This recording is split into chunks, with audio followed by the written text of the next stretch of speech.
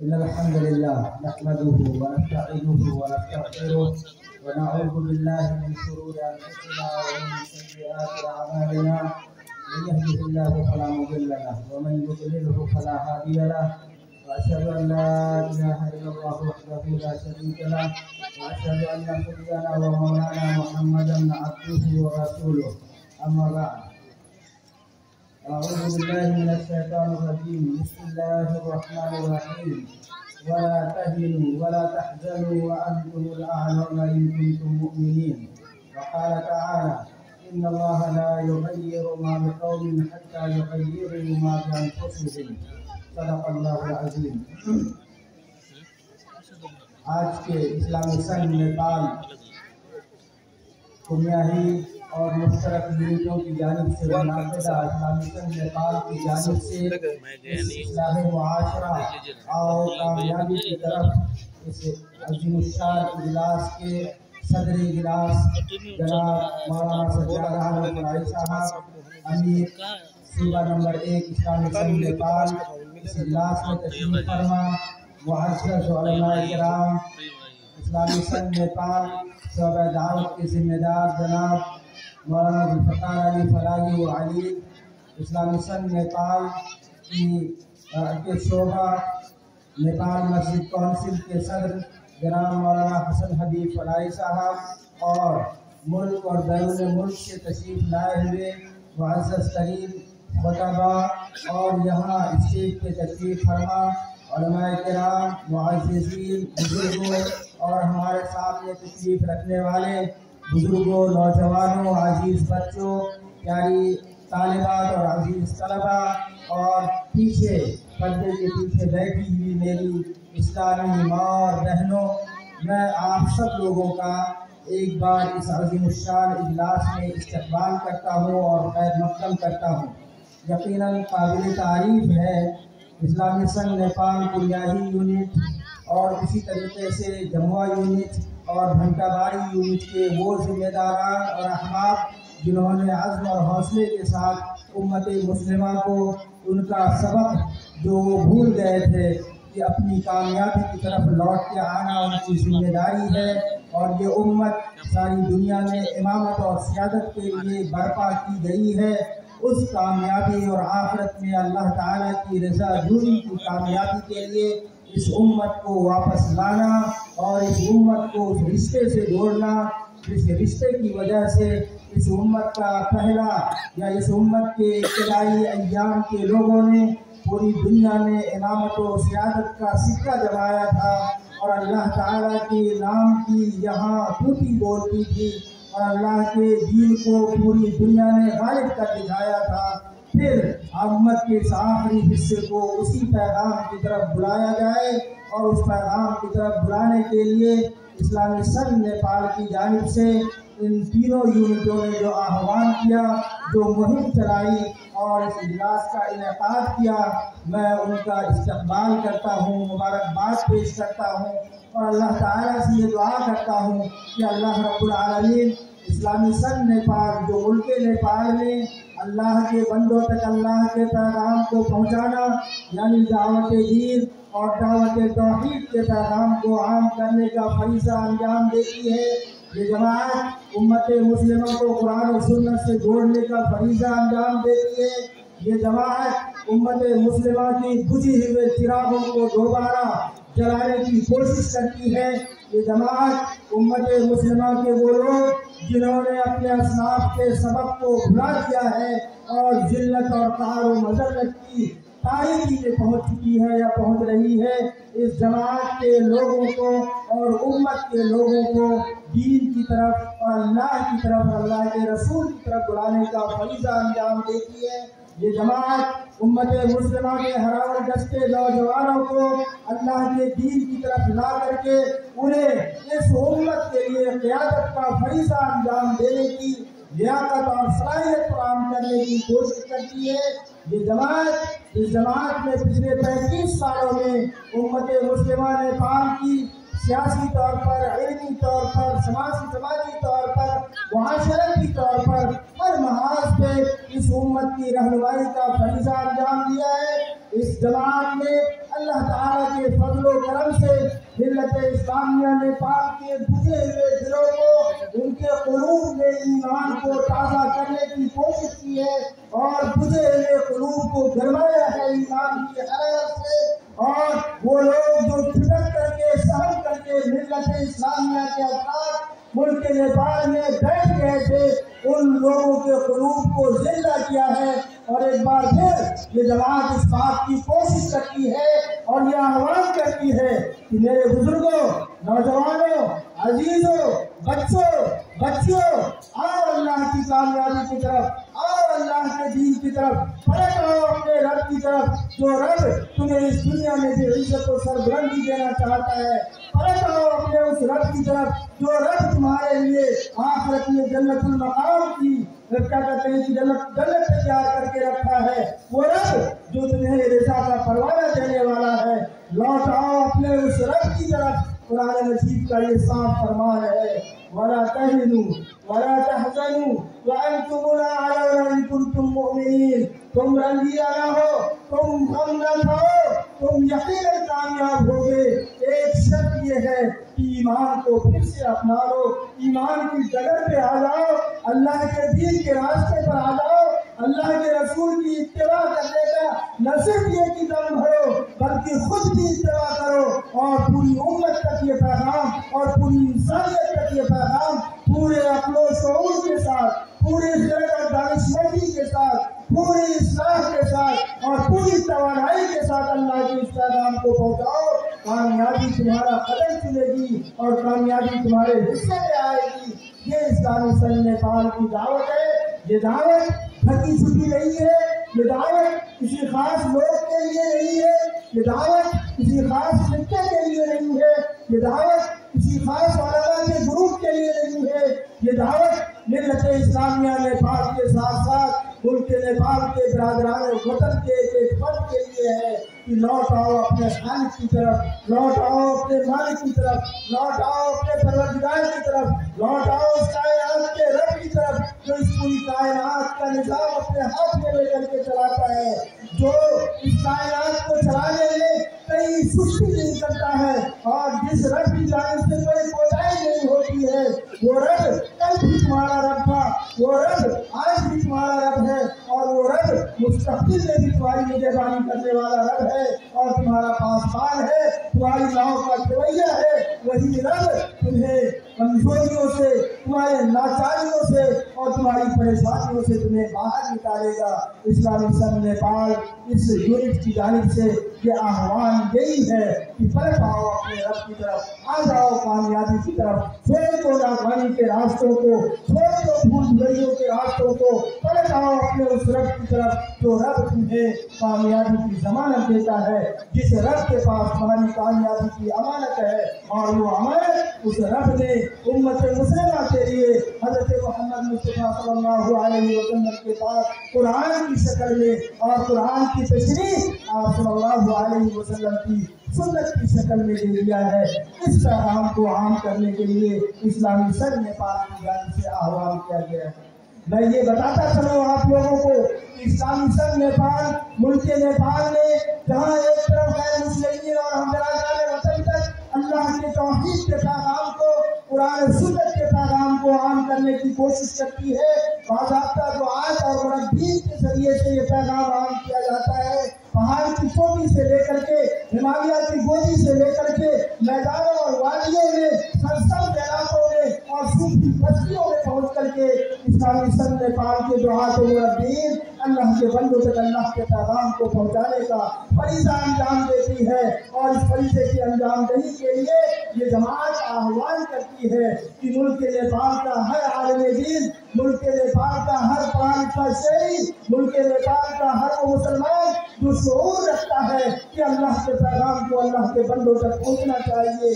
یہ جماعت ان لوگوں کو گلے لگاتی ہے۔ ہم دست و بازو پھیلاتے ہیں کہ آپ آئیں اور ہماری قوت کریں، اور اس جماعت کا ساتھ سلسلہ بسالہ چل کر کے اللہ کے بندوں تک یہ پیغام پہنچانے کا فریضہ انجام دیں۔ یہ جماعت اسی طریقے سے ملک نیپال کے مسلمانوں نے جو استحلال ہے، جو سرگواری ہے، جو پسماندگی ہے، اسے دور کرنے کے لیے جماعت उम्मत मुस्लिमा के नौजवानों को इल्मी तौर पर तैयार करती है, फिक्री तौर पर तैयार करती है, फक़ही तौर पर तैयार करती है। हर घर के नौजवानों को यह आह्वान करती है, आओ कदम से कदम मिलाओ, आगे बढ़ो। ये धरती अल्लाह की है और अल्लाह के बंदे होने की हैसियत से इस धरती पर तुम्हारे कामयाबी मिलेगी। तुम अल्लाह के रास्ते पर निकल आओ। ये जमात लोगों में जोश पैदा करती है, लोगों में उलुल अज़्म और वरना पैदा करती है, हौसला पैदा करती है। ये जमात न सिर्फ नौजवानों और मर्दों को खिताब करती है, बल्कि ये जमात हमारी ख़वातीन और माँ और बहनों को भी खिताब करती है कि हमारी माँ और बहनें, हमारी बेटियाँ, ये उम्मत का निस्फ और आधा हिस्सा है। अगर उम्मत का ये आधा हिस्सा ठीक हो गया तो आप ये याद रखें और यकीन जाने कि इंशाअल्लाह अज़ीज़ मुस्तक़बिल उम्मत मुस्लिमा के हिस्से में होगा। और अगर इस आधे हिस्से को भुला दिया गया, हमारी माँ और बहनों और बेटियों को फरामोश कर दिया गया, इस्लाम की जिंदगियों से निकल गया, तो वो फैक्ट्री जिस फैक्ट्री से इस्लाम के नौजवान तैयार होते हैं, वो फैक्ट्री जिस फैक्ट्री से अबू बकर सिद्दीक़, उमर फारूक, उस्मान अली, आयशा और फातिमा तैयार किए जा सकते हैं, अगर उस फैक्ट्री को फरामोश कर दिया गया और वो फैक्ट्री इस्लाम से दूर हो गई तो इस्लाम दुश्मन हरस को आगे पैदा होंगे। हमारे नौजवान मुसलमान होने के बावजूद, मुसलमान घर में पैदा होने के बावजूद वो इस्लाम से दूर होंगे, इस्लाम ना आशा होंगे और फिर इस्लाम को एक दूसरा चैलेंज का सामना करना पड़ेगा। और वो चैलेंज होगा कि अपने ही हाथों से हम इस्लाम का गला घोट रहे होंगे, हर घर में इस्लाम का गला घोटा जा रहा होगा, हमारे बेटों की जानिब से, हमारी बेटियों की जानिब से और हमारी बहनों की जानिब से। इसलिए इस्लामी संघ नेपाल अपनी माओ, बहनों और बेटियों को भी आह्वान करती है और बुलाती है और दावत देती है कि आप आए, आप खुद भी दीनदार बने और अपने मुआशरे में दीनी माहौल को रिवाज दें और अपने मुआशरे में दीन को जिंदा करें। ये पैगाम देती है इस्लामी संघ नेपाल। गोया कि इस्लामी संघ नेपाल उम्मत मुस्लिमा के हर फर्द को दावत देती है कि आओ कामयाबी की तरफ, आओ अल्लाह की तरफ। इसी तरीके से इस्लामी संघ नेपाल उलमाए किराम को भी इस बात की दावत देती है कि उलमाए किराम आप इस उम्मत के सरमाया हैं, आज आप इस उम्मत के सरमाया अजीज हैं। आपने कुरान और सुन्नत की तालीम हासिल की है, इसमें इस्लामी से आपने इल्म से अपने सीनों को मुनव्वर किया है। आपको हम दावत देते हैं कि अल्लाह के रसूल ने दीन को फैलाया ही इसी तरीके से था कि लोगों को तैयार किया था और फिर अल्लाह के दीन की दावत के लिए पूरी दुनिया के मुख्तलिफ हिस्सों में उन्हें पहुँचाया था ताकि अल्लाह के बंदों तक अल्लाह का पैगाम पहुँच जाए। उलमाए किराम को फरीज़ा याद दिलाने के लिए इस्लामी संघ नेपाल आह्वान करती है और दावत देती है कि आइए हमारे सारा बसारा और इस्लामी संघ के साथ होकर के आगे बढ़े और अल्लाह के बंदों तक, बंदगाने खुदा तक अल्लाह का पैगाम पहुँचाए। ये जमात ये उमूर अंजाम देने की कोशिश करती है इस मुल्क में। हम आपको इस बात की दावत देते हैं कि आप आए और हमारा साथ दें। अब आइए मैं अपनी मौजू की तरफ चंद बातें मैं आपके सामने रखना चाहता हूँ। मेरा मौजू ये था कि मुल्क नेपाल में उम्मत मुस्लिमा के मसाइल और उनका हल। मुल्क नेपाल में उम्मत मुस्लिमा के जो मसाइल हैं, मोटे तौर पर 4 या 5 मसाइल को मैंने आपके सामने रखने की कोशिश की है, मैं उसको रखने की कोशिश कर रहा हूँ। सबसे पहला मसला मुल्क नेपाल में उम्मत मुस्लिमा का ये है कि ईमान और दीन से दूरी, कुरान और सुन्नत से दूरी, ये सबसे पहला मसला है जो उम्मत मुस्लिमा का है। अल्लाह ताला ने, अल्लाह के नबी सल्लल्लाहु अलैहि वसल्लम ने इरशाद फरमाया था कि तरक्तु फीकुम अमरैन मा लन तज़िल्लू मा इन तमस्सकतुम बिहिमा किताबुल्लाहि व सुन्नती। मैं तुम्हारे दरमियान 2 चीजें छोड़ के जा रहा हूँ, अगर तुमने उन दोनों चीजों को मजबूती से थामे रखा तो तुम कभी गुमराह नहीं होगे, और वो है अल्लाह की किताब और मेरी सुन्नत। मेरे बुजुर्गों, मेरे नौजवानों, आज दुनिया के सामने एक बड़ा चैलेंज रखा जाता है, मुसलमानों के सामने भी और दुनिया के लोगों के सामने भी। वो चैलेंज क्या रखा जाता है? वो चैलेंज ये रखा जाता है कि जो बड़े बड़े स्कॉलर्स हैं, जो दुनिया बदल देने की सलाहियतें रखते हैं, जो बड़े बड़े साइंटिस्ट हैं, उनकी किताबें और उनके लेक्चर्स की वजह से दुनिया में तब्दीली आ सकती है, इनकलाब आ सकता है। और मुसलमानों में भी ये तस्वुर आम हो गया है, जो गलत तस्वुर पाया जाता है نہایت ہی بھولا تصور پایا جاتا ہے، اور وہ تصور کیا ہے کہ اللہ کی کتاب قرآن مجید کے مقابلے میں بڑے بڑے متفقین علماء کرام ہیں جن کی کتابوں سے انقلاب برپا کیا جا سکتا ہے، اور قرآن کو چھوڑ کر کے باقی دنیا کے لوگوں کو دوسری کتابوں کو پڑھ کر کے وہ انقلابی تصور لوگوں میں پیدا کیا جا سکتا ہے۔ یہ افسوسناک معاملہ ہے۔ اللہ تعالیٰ نے قرآن مجید میں ارشاد فرمایا ان ھذا القرآن یہدی للتی ہی اقوم، یہ قرآن مجید وہ راستہ دکھاتا ہے جو سب سے سیدھا اور سب سے بہترین ہے۔ افلا یتدبرون القرآن ام علی قلوب اقفالها، کیا یہ لوگ قرآن پہ غور و فکر نہیں کرتے یا ان کے دلوں کے اوپر تالے لگ گئے ہیں؟ بار بار قرآن مجید اس بات کی دعوت دیتا ہے کہ آؤ، اللہ تعالیٰ قرآن مجید میں ارشاد فرماتا ہے شفاء لما فی الصدور، یہ قرآن مجید دلوں کی بیماریوں کے لیے شفا ہے، یہ قرآن مجید اللہ تعالیٰ کی ہدایت کا پروانہ ہے۔ اب ذرا تصور کر کے ہمیں بتائیے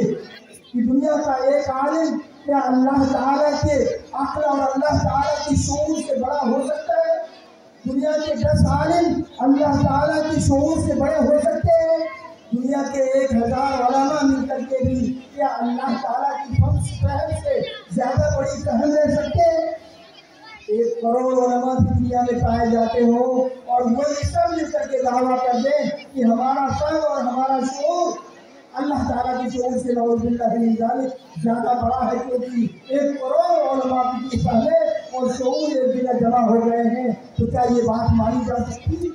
اللہ تعالیٰ تو دماغوں کا دینے والا ہے، عقلوں کو بانٹنے والا ہے۔ وہ اللہ جب اپنی کتاب میں کہتا ہے کہ یہ کتاب ساری دنیا کی ہدایت کے لیے ہم نے آسان بنایا ہے، اور 1 کروڑ علماء سائنٹسٹ وہ کہا سب مل کر کے یہ کہہ دیں کہ قرآن کے مقابلے میں علماء کی باتوں سے زیادہ نصیحت ملتی ہے، تو یہ عقلوں کو معاف کر دینے والی بات ہم علماء یا امت کے لوگ کیسے مان لیں گے؟ اس لیے میرے بزرگوں اور نوجوانوں کو بات میں کہنا چاہ رہا تھا کہ امت مسلمہ پاک کے لیے سب سے بڑا چیلنجنگ کیس ہے وہ یہ ہے کہ امت مسلمہ پاک کو قرآن سے بانٹ دیا گیا ہے، دور کر دیا گیا ہے۔ جو اللہ کی کتاب ہے اس کتاب سے دور کر دیا گیا ہے۔ یہ کتاب ہدی و نور ہے، رحمت للعالمین رحمت ہے، یہ کتاب ہدایت ہے، روشنی ہے، رحمت ہے، یہ کتاب اللہ تعالیٰ کی برہان ہے، یہ کتاب دلیل قاطع رکھتی ہے، یہ کتاب ان لوگوں کو جو لوگ اس کتاب کے حاملین ہیں اور عمل کرنے والے ہیں اس کتاب پر، ان لوگوں کو اللہ تعالیٰ عزت و بلندی دینے والا ہے۔ قرآن کہتا ہے ان اللہ یرفع بہذا، اللہ کے نبی صلی اللہ علیہ وسلم کا ارشاد ہے ان اللہ یرفع بہذا الکتاب اقواما ویضع به آخرین، اس کتاب کو اپنانے والے لوگوں کو اللہ تعالیٰ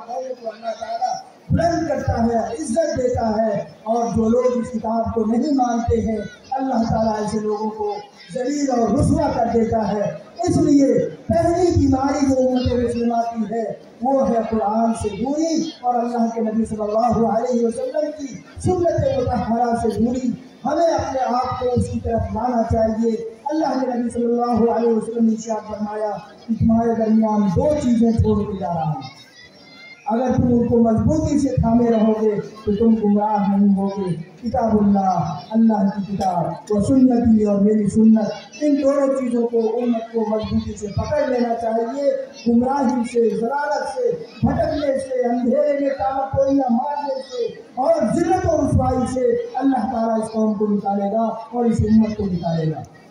دوسری مشکل اس امت کی جو ہے وہ مشکل ہے تعلیم سے دوری، علم سے دوری۔ اللہ کے نبی صلی اللہ علیہ وسلم نے ارشاد فرمایا تھا طلب العلم فریضۃ علی کل مسلم، علم کا حاصل کرنا ہر مسلمان کے لیے فرض ہے، خواہ وہ مرد ہو یا عورت۔ جو کام مسلمان کے لیے فرض تھا،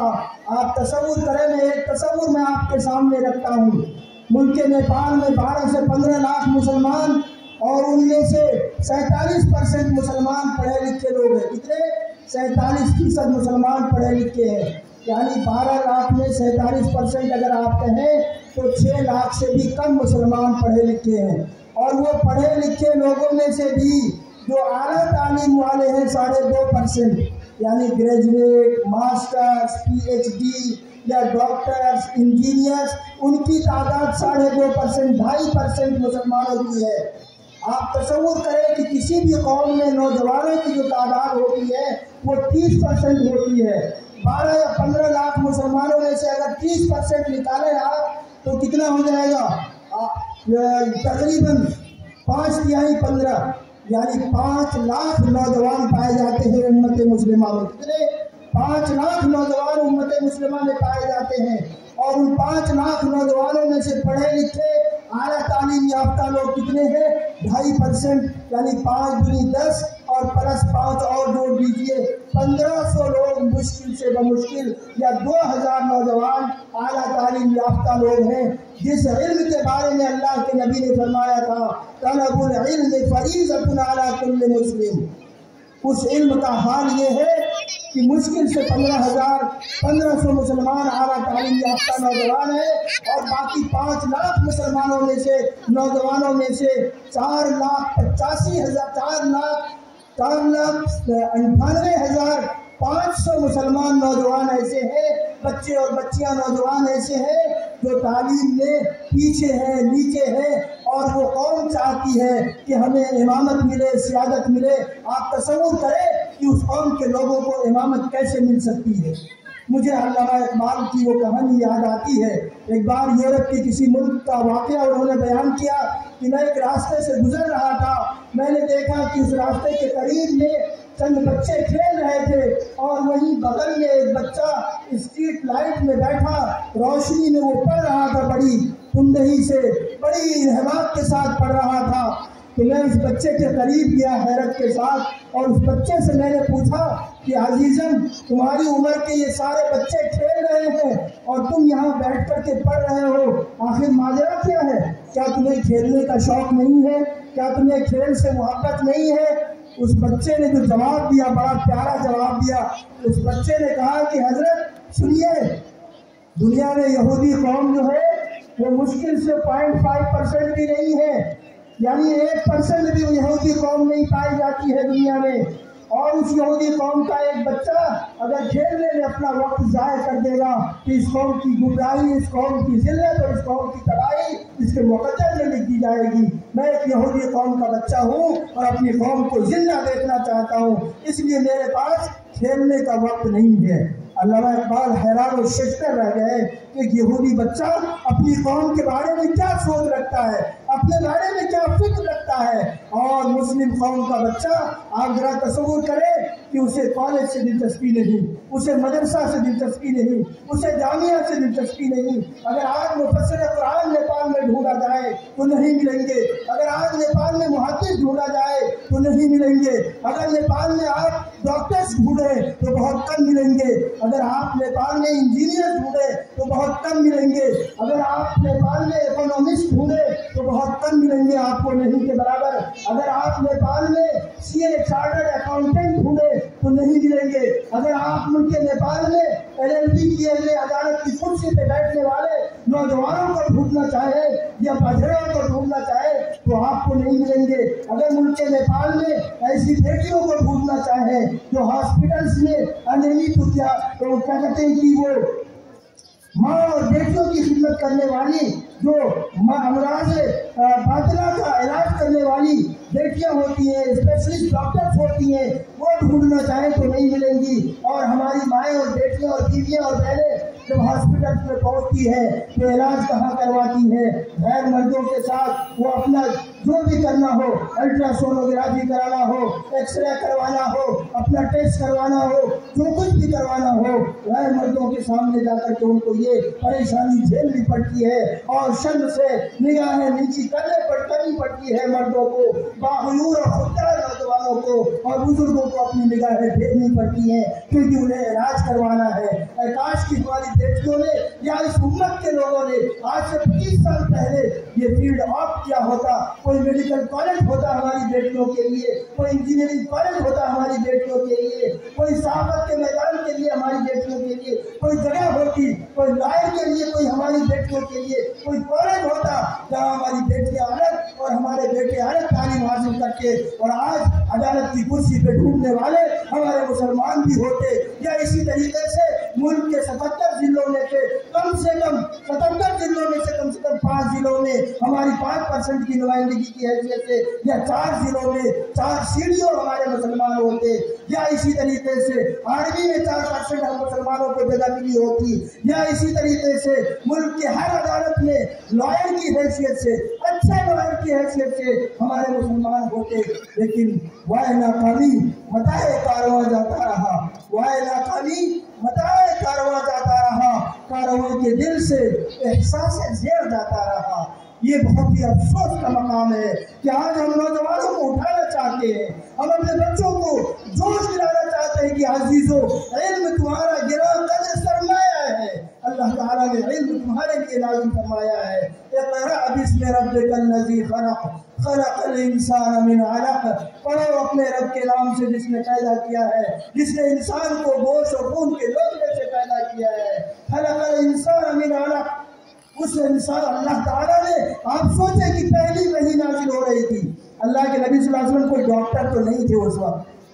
اور امت مسلمہ کے درمیان کوئی ڈاکٹر تو نہیں تھا، لیکن اس وقت اللہ تعالیٰ اللہ کے نبی صلی اللہ علیہ وسلم سے فرماتے ہیں پڑھو اپنے رب کے نام سے، اور کیا بتا رہے ہیں؟ اس رب کے نام سے جس نے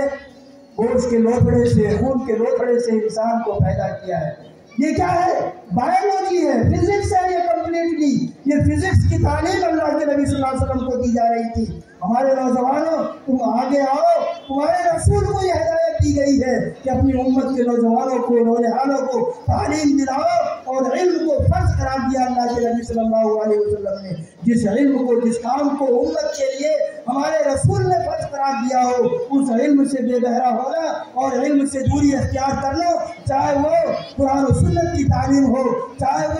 وہ سارے علوم ہو جو آج کے زمانے کے ہم عصر علوم، جس کے ذریعے سے قوموں کی سیادت ہوتی ہے، جس کے ذریعے سے ملکوں کو چلایا جاتا ہے۔ اور یہ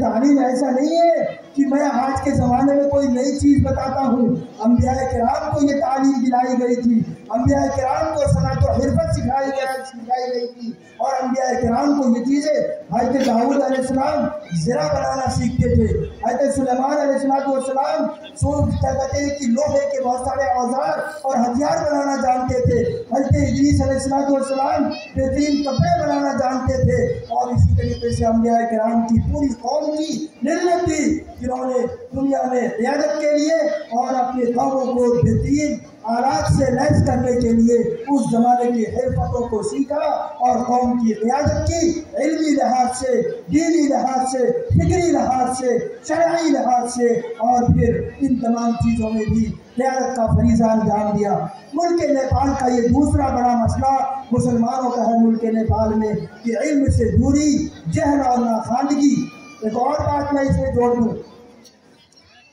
بہت بڑے افسوس کے ساتھ مجھے یہ کہنا پڑتا ہے، بہت زیادہ افسوس کے ساتھ یہ بات کہنی پڑتی ہے، پوری دنیا میں مسلمانوں کی شکل اور مسلمانوں کی چھوی بگاڑنے کے لیے جو کام کرتی ہے، جو چیز اور جو اعلیٰ کام کرتا ہے، وہ جانتے وہ اعلیٰ کیا ہے؟ وہ اعلیٰ ہے یہ media, radio, television, electronic media, print media, یہ جو اخبارات اور اشتہارات اور یہ ٹیلی ویژن پہ جو نیوز اور خبریں چلتی ہیں اور ویڈیوز جو 24 گھنٹے چلتے رہتے ہیں، یہ پورا کا پورا میڈیا کون کنٹرول کرتا ہے؟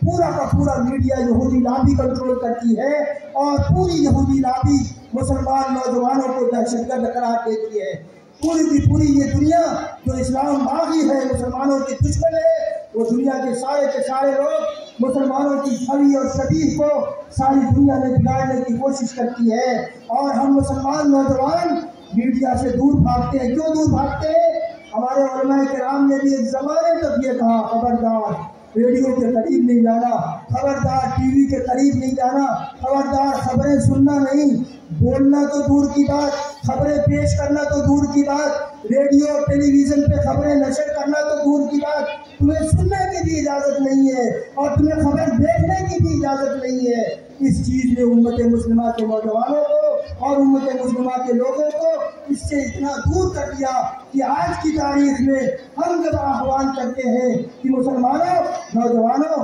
میڈیا کی تعلیم حاصل کرو تاکہ تمہارے ہاتھوں میں چینلز ہوں، تمہارے ہاتھوں میں میڈیا مضبوط طریقے سے ہو اور تم ساری دنیا میں مسلمانوں کی شریعت اچھے انداز میں پیش کر سکو، قرآن کی تلاوت خوبصورت آواز میں ہو، قرآن کے ترجمے اور تفاسیر پیش کیے جائیں، سنت مطہرہ کی تعبیریں پیش کی جائیں اور اسلامی تاریخ کے واقعات پیش کیے جائیں اور اسلامی عدالت اور عدلیہ اور قضیے جو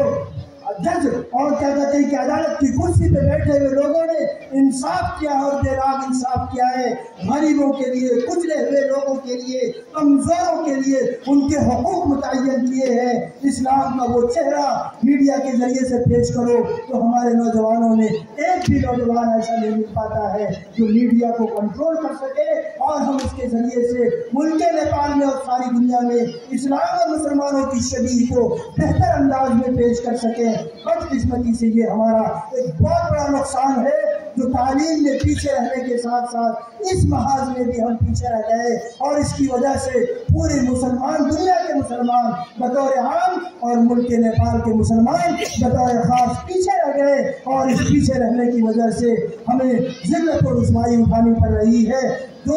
بیرون ممالک کے جو اخبارات اور اشتہارات ہیں اور جو خبریں ہیں وہ ڈر آتی ہے ہمارے ملک میں اور اس کے ذریعے سے ہماری شبیہ کو، ہماری تصویر کو اور ہمارے آواز کو غلط انداز سے پیش کیا جاتا ہے اور ہمیں ذلیل و رسوا کرنے کی اور ہمیں ڈرانے اور سہمانے کی کوشش کی جاتی ہے۔ آپ کو وہ تاریخ یاد ہوگی، ابھی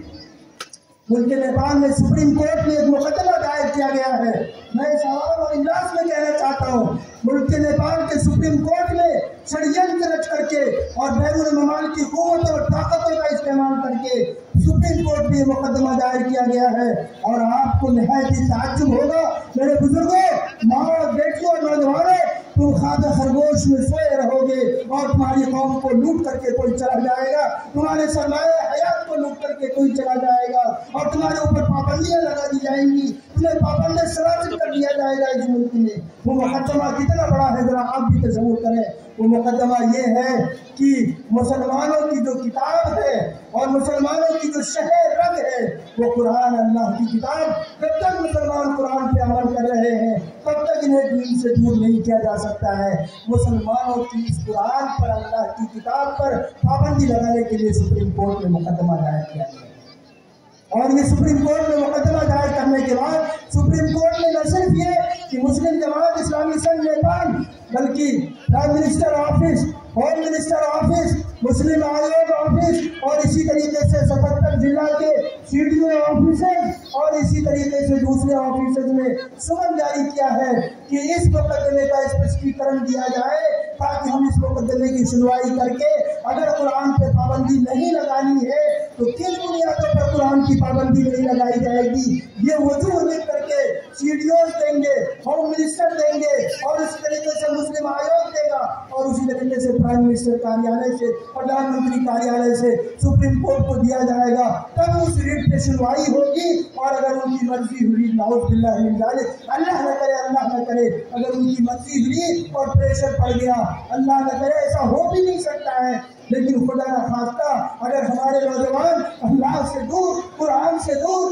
سنت سے دور، اپنے علم سے دور، اپنی سرمایہ حیات سے دور رہ کر کے زندگی گزاریں گے تو وہ دن بھی ہمیں شاید دیکھنا پڑ سکتا ہے کہ اللہ کی کتاب اللہ پہ پابندی لگانے کی آواز جو آج سپریم کورٹ میں پہنچائی گئی ہے شاید سپریم کورٹ اس کے حق میں کہیں فیصلہ نہ کر دے اور پوری جو مسلمان نیپال محروم ہو جائے قرآن مجید سے اور قرآن مجید کو پڑھنا جیسے کہ رشیا میں کبھی کسی زمانے میں، جیسے کہ چائنا میں کسی زمانے میں، جیسے کہ اور دوسرے ممالک میں کسی زمانے میں جرم تھا، ویسا جرم ہمارے ملک میں نہ ہو جائے، ایسی صورتحال نہ پیدا ہو جائے۔ میں نوجوانوں، میں بچوں اور بزرگوں، میری ماں اور بیٹیوں، میں آپ کو یہ آہوان کرنا چاہتا ہوں، ہماری اللہ کی کتاب قرآن مجید ہمارے سینوں میں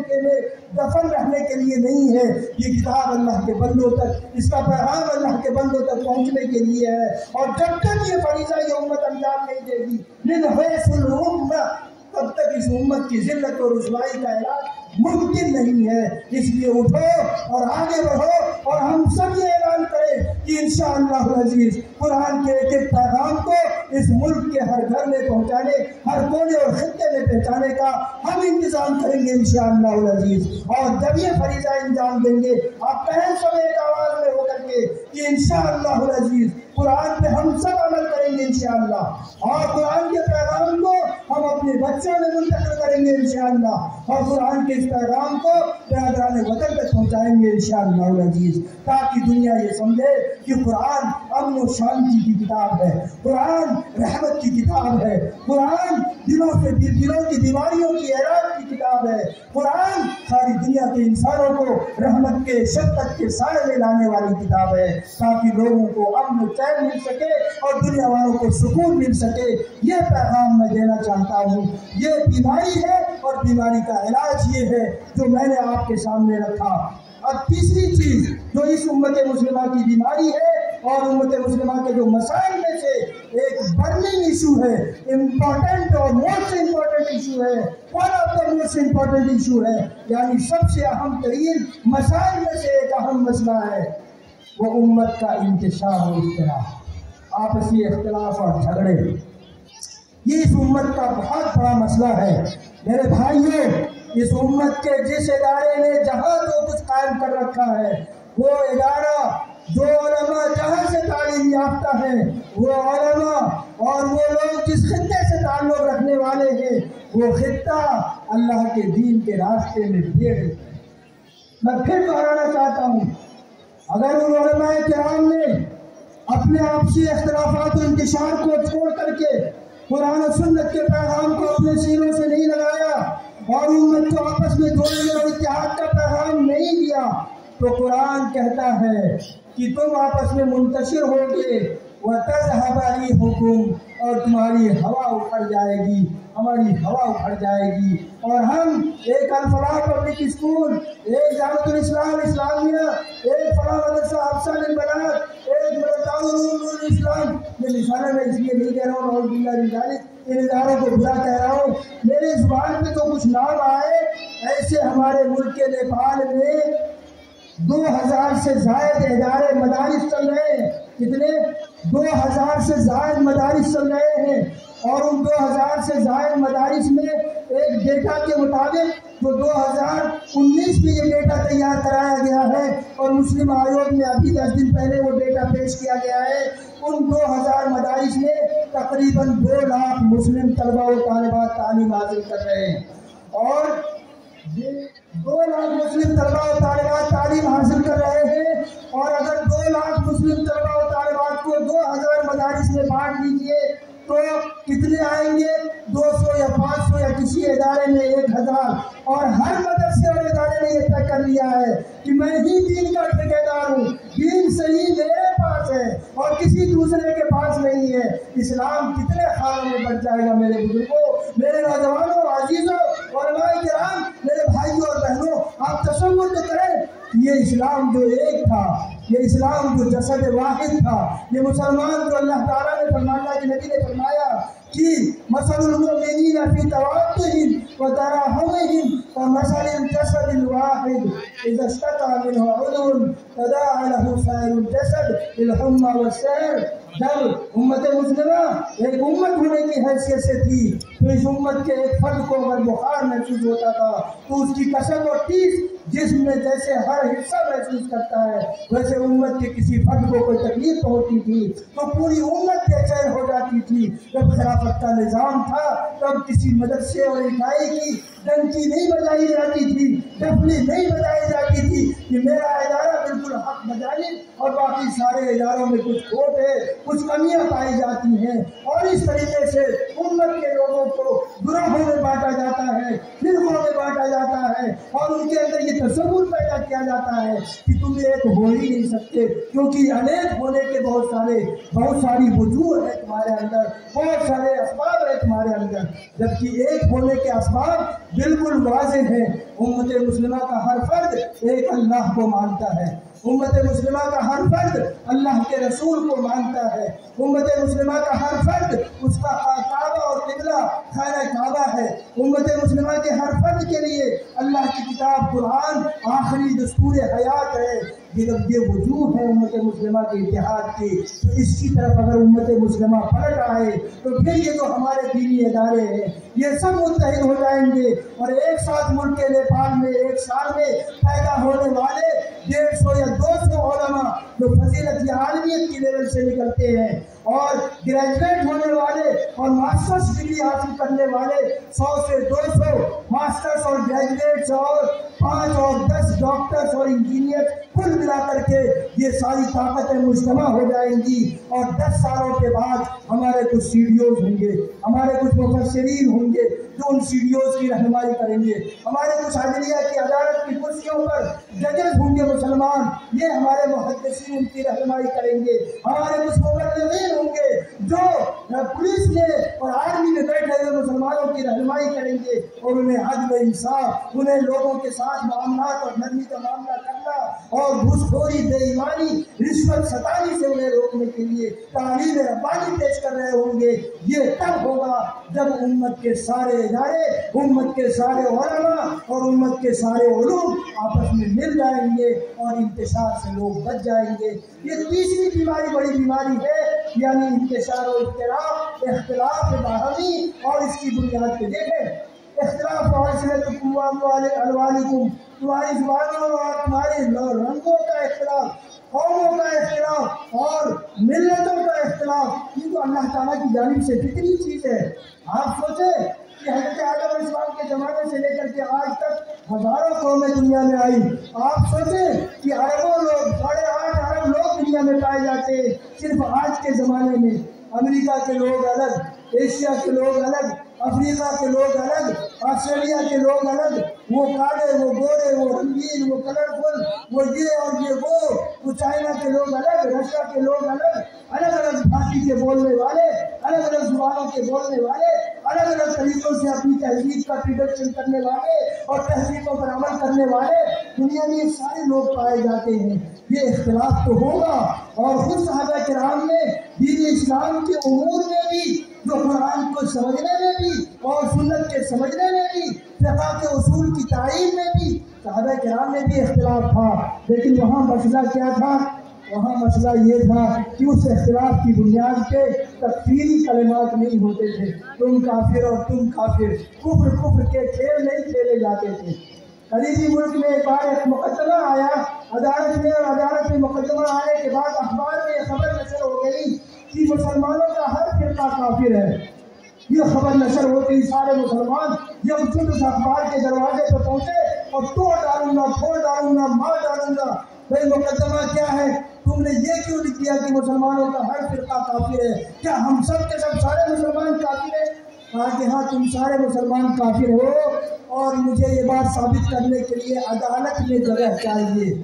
کہا کہ ٹھیک ہے عدالت پہنچو۔ سب مسلمانوں کے فرقوں کو کہا گیا عدالت میں پہنچو۔ اہل حدیث بھی پہنچ گئے، حنفی بھی پہنچ گئے، شافعی بھی، مالکی بھی، حنبلی بھی، سلفی بھی، سب پہنچ گئے عدالت میں۔ اور اس شخص نے کہا کہ میلاد جج صاحب ان سارے لوگوں کو الگ الگ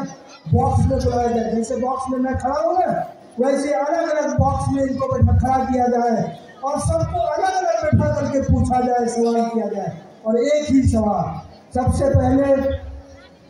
حنفی صاحب کو بلایا گیا۔ حنفی صاحب بتائیے سلفی بھائیوں کے بارے میں، فلاں بھائیوں کے بارے میں، فلاں بھائیوں کے بارے میں آپ کی کیا رائے ہے؟ ارے صاحب وہ تو بہت متشدد، وہ تو کفر کے درجے کو پہنچا ہوا، کیا پوچھتے ہو، وہ اسلام سے بہت دور۔ کہا کہ ٹھیک ہے آپ جائیے اپنی جگہ پہ بیٹھ جائیے۔ دوسرے صاحب کو، تیسرے صاحب کو، چوتھے صاحب کو بلایا گیا۔ ہر صاحب نے اپنا اسٹیٹمنٹ ایسے دیا، ارے صاحب کیا پوچھتے ہو، میرے علاوہ باقی سب کے سب کفر کے درجے میں پہنچے ہوئے ہیں۔ اس کے بعد وہ اخبار والا کھڑا ہوا اور کہا میلاد اگر میں نے اخبار میں لکھ دیا تھا کہ سارے کے سارے مسلمان کافر تو میں نے کون سا جرم کیا ہے؟ آپ نے ان سارے علماء سے سوئی چھین لیا کہ سب نے ایک دوسرے کی تکفیر کر دی ہے، اب کیا بچ گیا ہے مسلمانوں میں؟ میں مسلمان علماء کرام سے یہ بات کہنا چاہتا ہوں، یہ کفر کے کھیل کھیلنے اور مسلمانوں کو بانٹنے کا کام کرنے کا یہ شیوا چھوڑیے، اور مسلمانوں کو قرآن کی بنیاد پہ، ایک اللہ کی بنیاد پہ، ایک رسول کی بنیاد پہ، ایک قرآن کی بنیاد پہ، ایک کعبہ کی بنیاد پہ ہم سب مجتمع ہو جائیں، فرقہ بندی ہے کہیں اور کہیں جاتے ہیں، کیا زمانے میں پنپنے کی یہی باتیں ہیں؟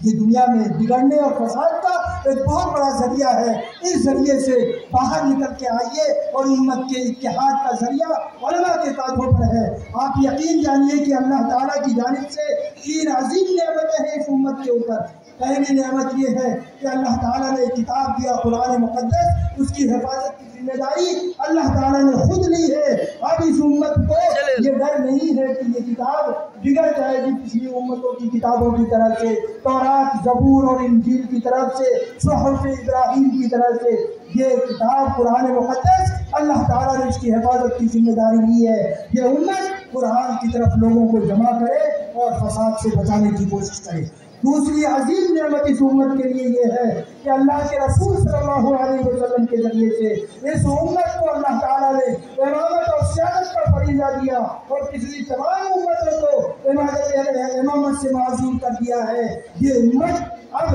اس لائق ہے، پہلے تھی، آج بھی ہے اور کل بھی رہے گی۔ یہ امت اس لائق کہ یہ آگے آنے والے دنوں میں اس ملت کی رہنمائی کرے گی، اس ملت کی کھویہ ہوگی، اور علماء کرام یہ فریضہ انجام دے سکتے ہیں۔ پلٹ آئے اللہ کی طرف، اللہ کی کتاب اور اللہ کے رسول صلی اللہ علیہ وسلم کی سنت کی طرف۔ یہ دین مضبوطی کے ساتھ تھام لے اور ساری دنیا تک اس دین کے پیغام کو پہنچائے۔ انشاءاللہ العزیز کامیابی اور ملک نیپال کی کامیابی ہمارے مقدر میں آئے گی انشاءاللہ۔ قرآن مجید میں اللہ تعالیٰ نے فرمایا ہے وَلَا تَهِنُوا وَلَا تَحْزَنُوا وَأَنْتُمُ الْأَعْلَوْنَ إِن كُنتُم مُّؤْمِنِينَ۔ ایک آخری بات کہہ کر کے میں اپنی گفتگو ختم کرنا چاہتا ہوں۔ یہ الفلاح پبلک اسکول اور اس جیسے جو دینی ادارے ہیں، یہ دینی قلعے ہیں۔ ان اداروں میں جو ہمارے طلباء و طالبات تعلیم حاصل کرتے ہیں، انہیں شاہین صفت بنائیے۔ ان کے پروں کو کٹر کٹر کر کے ان کو بالکل اپاہج اور مفلوج نہ بنائیے، ان کو شاہین صفت بنائیے۔ انہیں صحیح قرآن و سنت کا ترجمان بنائیے۔ انہیں اپنے قوم کے سامنے جا کر کے قرآن کے پیغام کو عام کرنے والا بنائیے، سنت مطہرہ کو پھیلانے والا عوام بنائیے، اور ان کو کسی خاص جھولی میں جمع کر کے، کسی خاص کنبے کے ساتھ جوڑ کر کے، کسی خاص قبیلے کے ساتھ جوڑ کر کے، کسی خاص ترکیوں کے ساتھ جوڑ کر کے آپ ان کے پروں کو اور ان کے دلوں کو مسموم نہ کر دیں۔ علامہ اقبال نے کہا تھا گلا تو گھونٹ دیا تیرا اہل مدرسہ نے، گلا تو گھونٹ دیا تیرا اہل مدرسہ نے، کہاں شاعر صدا لا الہ الا اللہ۔ ان شاہین صفتوں کا گلا نہ گھونٹے، بلکہ ان اداروں میں ان شاہین صفت نوجوانوں اور بچوں کی وہ ٹولی اور وہ کھیل تیار کریں جو اس امت میں قیادت کا فریضہ انجام دے، سیادت اور امامت کا فریضہ انجام دے، اپنے گھروں سے لے کر کے بازاروں میں، گلیوں میں، کی عدالت کی کرسیوں پر، پولیس میں، کورٹ میں، کچہری میں، اور ہر جگہ، ہر علاقے اور ہر خطے میں یہ اسلام کے پاسبان اور ترجمان بن سکیں۔ یہ فریضہ انجام دینے کے لیے انہیں صحیح قرآن و سنت کی تعلیم دلائیے، اور امت کو ایک امت کا پیغام دینے کے لیے انہیں تیار کریے۔ آنے والا 10 سال ہمارے لیے انتہائی کروشل ہے۔ میں وہ آپ کو بتا دوں، اس کی وجہ 2-3 ہے، ان میں سے 2 وجہ میں آپ کے سامنے رکھنا چاہتا ہوں۔ ایک وجہ تو یہ ہے کہ دنیا کی تاریخ میں پچھلے 100 سالوں میں بہت سارے علم کا نظریہ دیکھا، نظریات دیکھے اور مطالعہ کیا، اور ان کو پوچھنے کی کوشش کی، ملکوں کے اوپر نافذ کرنے کی کوشش کی۔ کیپٹلزم کا نظریہ، فیوڈلزم کا نظریہ، اسی طریقے سے سوشلزم کا نظریہ، کمیونزم کا نظریہ، ڈیموکریسی کا نظریہ، سیکولرزم کا نظریہ، نظریات کے انبار پچھلے 100 سالوں میں ہوئے ہیں، اور یہ سارے نظریات دنیا میں فیل ہوتے چلے گئے ہیں، اور آخری دم پہ ہے، اور یہ نظریات سسکتی برکتی سارے نظریات اپنے گھروں میں جا کر کے بند ہو جائیں گے، اور ایک ہی فلسفہ، ایک ہی نعرہ، ایک ہی نظریہ، اللہ پورے عالم کے لیے، پوری کائنات کے لیے، اللہ کا دین پوری کائنات کے لیے، اللہ کا فلسفہ دین پوری کائنات کے لیے، اور اللہ کا ضابطۂ حیات پوری انسانیت کے لیے، اور اللہ کی کتاب پوری انسانیت کے لیے۔ اب وہ زمانہ آنے والا ہے، اس زمانے میں آپ داخل ہو گئے ہیں میرے نوجوانوں، میرے بچوں اور میرے بزرگوں اور علماء کرام کہ اب اللہ کے دین کو غالب ہونا ہے۔ اللہ تعالیٰ نے قرآن مجید میں ارشاد فرمایا، اللہ کے نبی صلی اللہ علیہ وسلم کے لیے هو الذی ارسل رسولہ بالہدی ودین الحق لیظہرہ علی الدین کلہ ولو کرہ المشرکون۔ وہی اللہ ہے جس نے اپنے رسول کو ہدایت اور دین حق یعنی اسلام اور قرآن کے ساتھ بھیجا تاکہ اس دین کو ساری ادیان پہ غالب کر دے، چاہے کہ مشرکوں اور کافروں کو کتنا ناگوار کیوں نہ گزرے۔ اب وہ دین اللہ کے نبی صلی اللہ علیہ وسلم نے اور صحابہ کرام نے غالب کیا تھا اس زمانے میں، اور اس زمانے میں اب چند سالوں کے بعد انشاءاللہ العزیز یہ دین ساری دھرتی پہ غالب ہونے والا ہے۔ آپ شاہین ہیں، آپ اللہ کے دین کے مددگار ہیں۔ ان تنصروا اللہ ینصرکم، اگر تم اللہ کی مدد کرو گے تو اللہ تمہاری مدد کرے گا۔ من انصاری اللہ، کون ہو اللہ کے راستے میں اللہ کی مدد کرے گا؟ آگے بڑھ کر کے کہیں نحن انصار اللہ انشاءاللہ العزیز، ہم اللہ کے مددگار ہیں، اللہ کے دین کے مددگار ہیں، اور یہ دین غالب ہو کر کے رہے گا۔ اور اس راستے میں ایک دوسری بات اللہ کے نبی صلی اللہ علیہ وسلم کی بشارت ہے۔ وہ بشارت یہ ہے کہ اللہ کے نبی صلی اللہ علیہ وسلم نے فرمایا کہ دیکھو زمانے تم نے دیکھے ہیں، نبوت کا زمانہ، پھر اس کے بعد خلفائے راشدین کا زمانہ، پھر کاٹ کھانے والے بادشاہت کا زمانہ، پھر اس کے بعد انارکیکل بادشاہت کا زمانہ، اور پھر آخر کا زمانہ ہوگا جو خلافت اعلیٰ منہاج النبوہ کا زمانہ ہوگا۔ نبوت کا زمانہ امت نے دیکھا، خلفائے راشدین کا زمانہ امت نے دیکھا، کاٹ کھانے والے بادشاہوں کا زمانہ امت نے دیکھا، اس کے بعد انارکیکل زمانہ امت دیکھ رہی ہے۔ پوری دنیا میں انارکی ہے، دہشت گردی ہے، لوگوں کو دبایا جا رہا ہے، کچلا جا رہا ہے، اسلام کو مٹانے کی کوشش کی جا رہی ہے، مسلمانوں کو بیخ و خود سے اکھاڑ پھینکنے کی کوشش کی جا رہی ہے، اللہ کی کتاب کے خلاف مقدمے دائر کیے جا رہے ہیں۔ وہ انتشار کا زمانہ دنیا دیکھ رہی ہے، اور اس کے بعد اللہ کے نبی صلی اللہ علیہ وسلم کی پیشین گوئی اور بشارت کہ اس کے بعد خلافت اعلیٰ منہاج النبوہ قائم ہو جائے گی۔ اس دروازے پہ آپ کھڑے ہیں، نوجوانوں، بزرگوں، بچوں، بیٹیوں، ماں، اس دروازے پہ ہم کھڑے ہیں۔ انشاءاللہ العزیز یہ انارکیکل زمانہ ختم ہوگا، جیسے کاٹ کھانے والی بادشاہت گئی، جیسے کہ وہ بادشاہت گئی جو لوگوں کے اوپر بہت دھمکیاں دکھایا کرتی تھی، اور جیسے کہ آج کی انارکیکل بادشاہت ہے آخری دم توڑ رہی ہے، اور اس کے بعد دنیا امن کے سائے میں، اسلام کے سائے میں پہنچنے والی ہے، خلافت اعلیٰ منہاج النبوہ قائم ہونے والی ہے۔ کون ہے اس راستے میں آگے بڑھ کر کے یہ جام و مینا تھام لے، یہ ساغر لٹھائے اور کہے کہ میں اللہ کے دین کے غلبے اور نصرت کے لیے آگے بڑھنے کے لیے تیار ہوں، اپنے بیٹوں کو پیش کرنے کے لیے تیار ہوں، اپنے نوجوانوں کو تیار کر کے میں اس راستے پہ لگانے کے لیے تیار ہوں۔ وقت ہمارا ہے، مستقبل اسلام کا ہے، اور یہ دین غالب ہو کر کے رہے گا۔ اللہ تعالیٰ سے میں دعا کرتا ہوں کہ اللہ تعالیٰ ہم مسلمانوں کو صحیح شعور کے ساتھ اور صحیح بصیرت کے ساتھ اسلام کی باتوں پر عمل کرنے کی توفیق عنایت فرمائے، قرآن کی طرف رجوع کرنے کی توفیق عنایت فرمائے، علم سے اپنا رشتہ مضبوط کرنے کی توفیق عنایت فرمائے، اور اختلاف اور انتشار سے بچ کر کے اتحاد امت کا پیغام ساری امت کے سامنے پیش کرنے کی توفیق عنایت فرمائے۔ مستقبل انشاءاللہ ہمارا ہوگا۔ بھائی الہ ہم مسلمانوں نے ازدحام اور ہم مسلمانوں نے ذلت و پستی کے سال دیکھے ہیں، صدیاں دیکھی ہیں۔ اللہ تعالیٰ ہماری آنکھیں جب دباتی ہیں، ہمارے دل ترستے ہیں، ہماری ماؤں کی آنکھیں اور ان کی دم کا بلکنا اور ان کی سسکیاں اس بات کا منتظر ہے کہ ایک بار پھر امن و شانتی کا یہ مظہر ساری دنیا کے سامنے عام ہو جائے، اور پوری دنیا امن و شانتی کے سائے تلے آ جائے، اسلام کے سائے تلے آ جائے۔ پروردگار عالم اس مجلس میں صلحاء ہے، علماء ہے، تیرے دین کے نام لے رہے ہیں، ماں اور بیٹیاں ہیں۔ اے اللہ ہم سب تیرے دربار میں درخواست لگاتے ہیں، دعا کرتے ہیں، اے اللہ تعالیٰ اس دین کو پھر سے تو غالب فرما دے، مسلمانوں کو عزت دے دے، اور اس دنیا میں بھی اللہ تعالیٰ تو مسلمانوں کو عزت دے، اور آخرت میں ہمارے اعمال کو تو شرف قبولیت عنایت فرما دے۔ اور اسلامی سنگ نیپال نے جو یہ احوال چھیڑا ہے ملک نیپال میں، اللہ تعالیٰ تمام ملک کے نیپال کے تمام مسلمانوں، نوجوانوں، بچوں، بوڑھوں، ماں، بیٹیوں، علماء کرام، مدارس کے ذمہ داران سب کو شانہ بشانہ اس بات کے ساتھ آگے بڑھ کر کے امت کے پاس کے لیے اور اسلام کے لیے، اسلام کی زندگی اور تعبیردگی کے لیے اور اللہ کے پیغام کو پہنچانے کے لیے اللہ تعالیٰ ہم سب کو متحد فرما دے۔ اللہم آمین۔ ربنا تقبل منا انک انت السمیع العلیم۔ ایک بار پھر میں حاضرین جلسہ کا شکریہ ادا کرنا چاہتا ہوں، سامعات اور بہنوں اور بیٹیوں کا شکریہ ادا کرنا چاہتا ہوں، الفلاح پبلک اسکول کے جملہ ذمہ داران بشمول قابل احترام ناظرین محترم جناب عبدالواسع عمری صاحب کا شکریہ ادا کرنا چاہتا ہوں، اساتذہ کرام کی قربانیوں کا شکریہ ادا کرنا چاہتا ہوں، نونہار بچوں کا شکریہ ادا کرنا چاہتا ہوں جنہوں نے ہماری خدمتیں کی ہیں اور اپنے مہمانوں کی خدمتیں کی ہیں، اور داعش پہ موجود معززین کا شکریہ ادا کرنا چاہتا ہوں کہ آپ نے اپنا قیمتی وقت بنایا اور اس جلسہ گاہ میں تشریف فرما ہوئے اور دیر رات تک اس جلسہ گاہ میں آپ تشریف رکھیں گے۔ اللہ تعالیٰ آپ کی آمد کو قبول فرمائے، اللہ تعالیٰ آپ کی سنت کو قبول فرمائے، اللہ تعالیٰ اس ادارے کو دن دنیا رات چوگنی ترقی نصیب